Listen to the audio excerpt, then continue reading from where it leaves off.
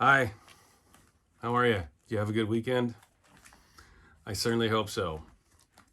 So listen, I hope you enjoyed this series of Skinny Puppy videos, man. It's not lost on me that the vast majority, I'm sure, I don't know for sure, but I could, it's probably a pretty good bet that the vast majority of people who have watched this channel as subscribed came through from some Skinny Puppy avenue. I'm sure that's what it was. So thank you so much. I really appreciate it. Seriously, guys.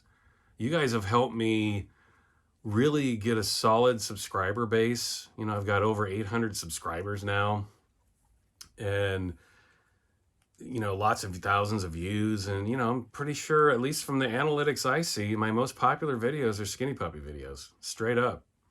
So I try to give you guys what you want.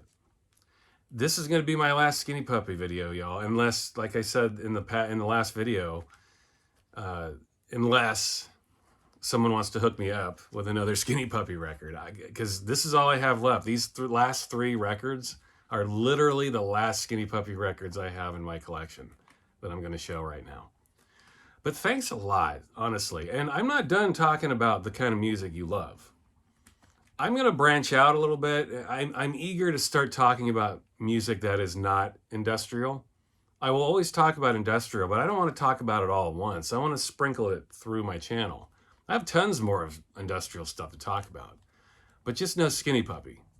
So I would, I just wanted to say thank you, honestly, guys. You guys have been awesome. You guys are so goddamn nice. Yeah. Anyway, Trey Simmons, I was thinking about you anyway. You have been like the nicest guy. Everyone has been so nice. But the other guy I wanted to give a shout out to, and I want to do this more often. I want to give out shout outs. Oh my God. I can't remember your name or how to, is it Azillafor? I'm sorry, dude. You've got the Joker as your avatar. This dude is Azillafor. I'll say his name properly the next time. I'll write these names down so I don't. I try to pride myself on not writing anything down for these videos. Because, quite frankly, I don't like most YouTube creators on YouTube. You can tell they're reading. There's a lot of looking off and then looking back and then looking off and looking back and then looking at the ground. You can tell they're reading off cue cards. I pride myself on not doing that. That's why I only want to talk about records that I know, because it's important to me to have a real conversation with you. But Azillafor, I'm sorry, however the hell you say your name, I'll say it the right way the next time. Thank you for your sampling clearance research. Like, every time I say, what's this sample from, you know exactly what it is. And I thank you. The other day when I said, what's the sample I don't want to talk about it from, he was like, Perry Mason, episode 91, here it's happening during this scene. And by the way, I looked that up. Thanks again. It's on Paramount Plus. Those of you who want to binge watch Perry Mason anyway, you should. It's a great TV show. It reminds you of how brilliant TV shows were back then. I mean, I wasn't alive, and hardly any of us were, but Perry Mason's a smart show, man. And that was a primetime network show. So it shows you full stop how TV has changed. Back then, network television was very heady, very intelligent, very intellectual stuff, very well written, very well acted. Now, it's not like TV is now, where it's just basically, women showing their big fat asses and flopping their breasts around and guys showing off their six-pack abs. We all know what network television is now. Don't get me wrong, I don't mind looking at tits and ass. But, if we're gonna blast it out as some kind of art form on television, I don't know. I'd rather watch Perry Mason myself.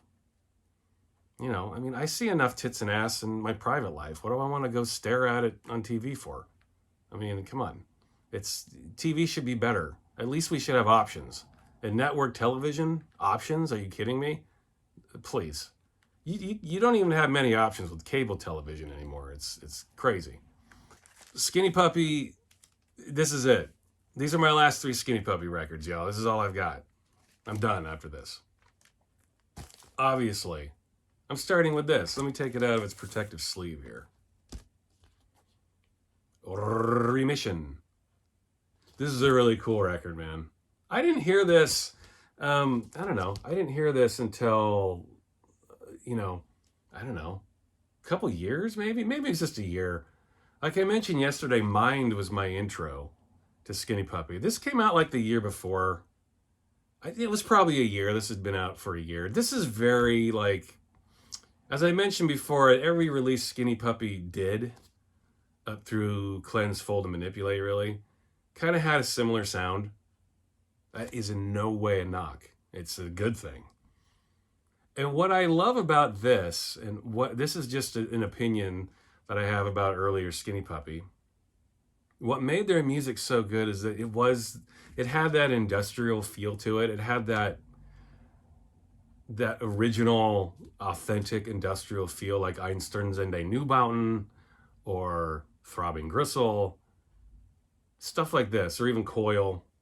It had that feel, but it was disco as well. It was very danceable. It was 4-to-the-floor beats, a lot of it. That didn't happen. That wasn't really a thing until Skinny Puppy came along. And this record and Bites, both, are very steeped in disco music. You can deny it all you want, but I don't say that as a bad thing. I love disco music. I think disco is the precursor to stuff like this, and techno, and house, and electro. Yes, it all comes from there. Oh yes. You can hate disco all you want, but it's extremely influential in every form of dance music that we've had for the last 40 plus years. And these early Skinny Puppy releases are very much steeped in disco music. And that is a great thing. We all know Smothered Hope. Smothered Hope is, that's a classic. They still do that in live shows, right? That's probably the earliest song that they do on a regular basis. It was the way they came plundering into the earth. This is how they made their stamp on our society. This was all of our intros to it, if you were paying attention at that point. I wasn't. It took me a year to hear this, honestly. I didn't hear this when it was new. I wasn't old enough. I was a kid. I was a toddler when this came out. But it did rock my world a few years later when I heard it, or a year later, whatever it was. Smothered Hope is a song that has not aged. Also covered by Ministry. It was the B-side to the Burning Inside 12-inch that came out in 1989. Right? 89. Wow, it's been a long time. I was there for that album. Reminds me of a lot of years. Glass House is Far Too Frail. That's another classic, I think, right? Far Too Frail. My personal favorite track from this record is Sleeping Beast. Who's with me on this? Sleeping Beast, one of my favorite Skinny Puppy records. That's just like, that's straight up electro in a lot of ways, man. I mean, Skinny Puppy made great electro music. You can call them, industrial all you want. In my opinion, this record is more like disco and electro. Yeah, it's got the grumbling, growling vocals on it. It's got the rock elements. But this is a very dancey EP. And that reminds me, this is an EP. It's not an album. Please know this. It's been re-released a lot and extra tracks got crammed onto it. And that's what they did with the CD age. And I wanted to talk about this. CDs were being pushed on people back in the 80s. And you would buy CDs and it would have the original tracks on it that you'd get on the vinyl version. But then it would have all these extra tracks. And I think a lot of people bought those CDs thinking that this was the album. This was the original album, but that's not the case. They would just take these bits and pieces of like B-sides and mixes from other things and plaster them all on the CD. And the interesting thing about CDs in the 80s too, they were more expensive. Vinyl was more expensive to produce, but they couldn't ask more money for these. CDs cost next to nothing to produce, and they asked a lot of money for those. And that's why the record companies were trying to shove compact discs down our throat. Because people had been duped into thinking they sounded better than these. It was the digital age, and you can fit all this music on them. You can fit up to 80 minutes of music on them. And it's a far superior sound. No, it wasn't. CDs were much cheaper to produce, and the record companies would, they'd charge a premium for them. And when you went to the record stores to buy them, they'd be in the $16 to $20 range to buy a CD. This is back in the 80s. $16 to $20 was a lot of money for an album. Now, the alternative to that was you'd have these records. Like this was an EP, you get this for $5. Bites was an album, you get that for $7 or $8. That's how much albums were, records. So these songs would get plastered all over the other versions of the CDs, but you could go buy the album in the 2 12-inches and get those 3 records for $20. All of those songs would be on one CD though for $20. So I'm sure that went into the record company's thoughts too. It's like, you can get all these tracks on vinyl if you want, and you can have 3 different records taking up real estate in your collection, and it'll cost the same price. Or you can get one CD for the same price. So it was a weird time, especially for labels like Network. Network was one of those labels that would put B-sides and remixes and borrow tracks from other eras and put them on albums. Like with Mind, you get songs from a couple of different eras of Skinny Puppy on there. So if you bought that album, you would think that, Stairs and Flowers was, or not Stairs, you would think Chainsaw was part of Mind. It was a weird time. I never got into the CD revolution. I couldn't do it. Part of it was that I was so invested in my records and my setup. Even back when I was a kid, I just couldn't, I couldn't justify it. And plus I like having records in my hand. So, yes, this is a great EP. A hell of a way to come rushing into our world. This record right here. And now, their first album. Bites. Bites. Yes. We love this album, don't we? Oh, yes, we do. More disco, electro nastiness. God, this is such a good album. This never dates, man. Like, you keep waiting for it to sound old or sound tired. No, it doesn't at all. In fact, I think it just sounds better. The more stuff that, all the bands that rip Skinny Puppy off, you hear what they're doing. It just makes you want to go back to this, doesn't it? Let's go back to the stuff that inspired all the shit that comes out now. It's this. Stuff like this. Another great cover. Look at this cover. Come on.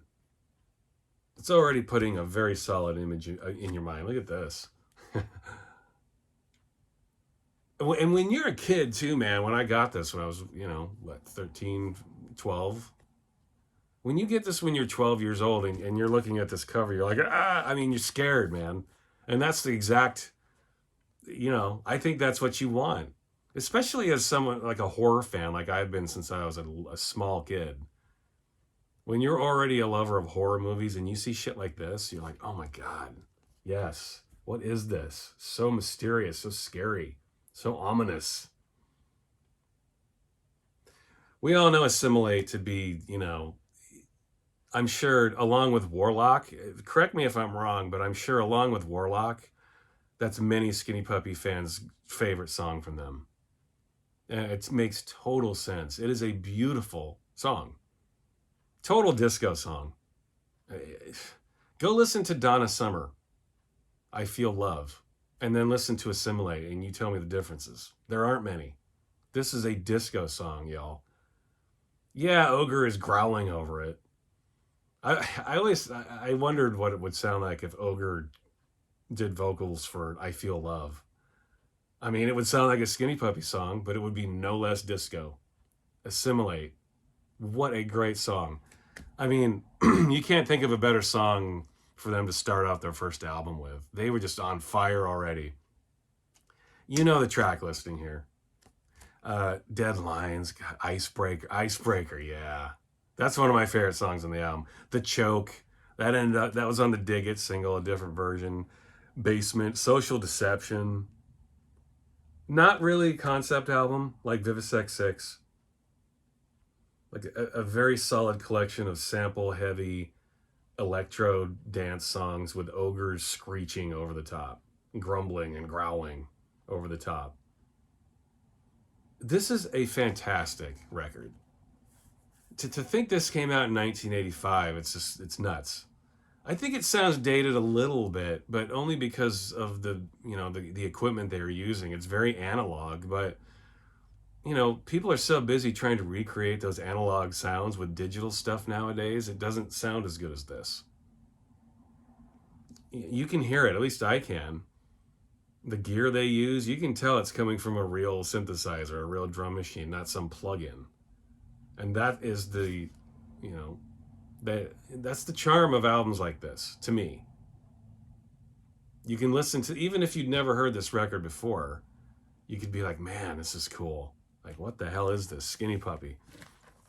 Bites. Now, I'm going to do a little compare and contrast here, because I've always been interested. Oh, sorry. I'll show the label here. Network, boring inner sleeve. What are you going to do? Skinny Puppy wasn't putting their lyrics on anything yet. This is a Canadian press. I don't think this is the original pressing. Tim, Rediscovery Records. This isn't the original pressing, is it? I don't think it is. I think the original press has more of like a custom label, like some actual photos of skeletons and stuff. I think I've seen that before. Tim Humphrey of Rediscovery Records is our resident Skinny Puppy expert. He usually knows stuff that I do not know. And Trey Simmons, you too. And Azilla 4, sorry, I know I'm mispronouncing your name. You guys all know more about Skinny Puppy than I do. But I know about the music every bit as much as you do. I don't know the details as much, but that's why I want you guys to comment. Fill in the holes for me. Now, here's something I don't know a lot of you know. Check this out. This is Bites, but it is the Belgian pressing. Now look at the differences here. I think this is interesting. I love doing this kind of stuff on these channels. Look at the difference. The font. This one's lighter. Look at the color palette on that. I kind of like the cover to this better, the font and the lighter colors. Yeah. And in addition to that, this has a different track listing. This blew my mind at the time. This is one of those times where I realized, like, you could buy a record and it's the exact same thing and it can have different tracks on it. It was so mysterious. I was fascinated by this when I was a kid. Now, I'll just straight up show the differences here. Sorry, I have to see. There we go. See the differences there? We have track difference. And I noticed I subscribe to Apple Music. I am not an Apple Music apologist. I do not want to, promote them in any way. I just want to say that Apple Music is great. It's $12 a month and you get high quality, high res quality music and anything you can think of. It's all on there, man. I would highly recommend that you buy records and you get Apple Music. It's worth it. But I noticed on Apple Music, Bites has a bunch of... Bites has all the tracks that are on these two all condensed onto one. And those of you with the CD, you can tell me your experience with your CD. But I had this original Canadian press for a long time. And then I found this a few years later, and it's got different songs on it. But it has songs on this that are not on this. And there are songs on this that are not on this. So you need both of these. If you love this album and you want it on wax, you need to have both of these. Here's the track difference. Canadian, Assimilate. Belgian, Assimilate. Track 2, Canadian, Dead Lines. Belgian, The Choke. So they're rearranging the tracks too. It's interesting. It's cool to hear it in a different way. It kind of it keeps you off balance a little bit. Track 3 on both, Blood on the Wall.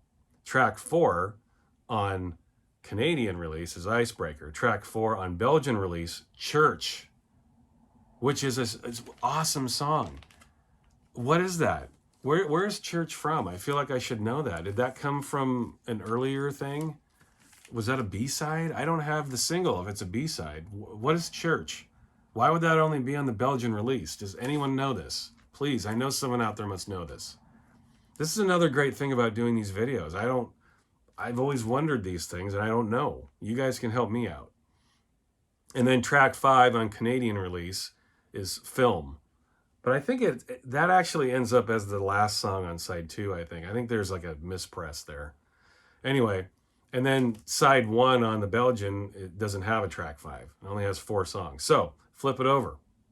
Side 1, Canadian release, The Choke. Side 2, track 1, Belgian release, Deadlines. A song not on the Canadian version. Great song. How that didn't end up on all the versions, I don't know. Same with Church. How these tracks not get... I mean, come on. I understand... Look, I understand you only put 20 minutes of music on each side. When I say things like this, when I say, how do you not include it? Why not include a free 12-inch or something? Or just a double album? You know what I mean? I'm sure that's not what was on their mind. I get it. I know. But these are really good songs. Album-worthy tracks, in my opinion. Okay, side 2, track 2, Canadian release, Social Deception. Belgian release, side 2, track 2, Last Call, which is on the Canadian version, but Social Deception is not on the Belgian version. So, again, you got to get both versions to have all the songs. Canadian version, side 2, track 3, Basement. Side 2, track 3, Belgian version, Basement. So that's the same. One of only 2 tracks, Basement and Assimilate. Canadian version, side 2, track 4, Last Call. Belgian version, side 2, track 4, Tomorrow. Tomorrow, not a song on the Canadian version, and a great song. Fantastic song. So, yeah, you need to get both of these, not only because they're different covers, but they have different tracks. And I was thinking of doing... let me know what you think about this. I do have a SoundCloud account. I've been a little lazy with it. But I have a mix that I made of this album where I use all the songs from both records. I did my own little mix and I sequenced them in the way that I like. If you'd like to hear that, I would be glad to put it up on SoundCloud. I should probably just put it up there anyway. But let me know what you think about that. Do you want to hear that? And it's all, I record all my stuff on the same setup. It's all vinyl rips. So, you know how when you hear mixtapes or mix CDs or mixes, like if the songs are mastered differently, they don't master the whole mix right. And like one song's volume will be really loud and much louder than the one before it or after it. It's all the same. I make sure that, I make sure that I do all the edits and all the noise reduction or noise amplification where I need to do it so it all flows as one. So let me know if you want to hear that. But people, that's it. These are my Skinny Puppy records. These are the last 3 that I have to show. Bites and, come here, Remission. Bites and Remission. Here they are, people. Skinny Puppy. You have hours of Skinny Puppy content now. I have given you many, many, many, many, many minutes of Skinny Puppy, and I hope you enjoyed it. Seriously, thanks, guys. I mean it. Like, I feel like Skinny Puppy has helped me achieve something on this channel that I never thought was possible. And you, too. Skinny Puppy and its fans. And this is a band I truly love, and I was happy to talk about them. And I'll keep talking about them, but I'm going to stand by what I said. If you want to send me something, I'll talk about it. I will. I just don't have anything left. And I am definitely not going to go out and spend hundreds of dollars on a Skinny Puppy album. I'm sorry. I'm just not going to do it. Especially, I will say this, to be fair to the later albums, I haven't really spent much time with them. Maybe if I listen to them again, I might feel differently. I don't know. It's possible. One album I just straight up have never heard is the last one. The one with, like, it looks like a bug on the cover. I couldn't even tell you the name of it. I don't even know the title. It came out like a decade ago. Never even listened to it. I think I do have it. I bought it when it was new and I filed it and forgot about it and never listened to it.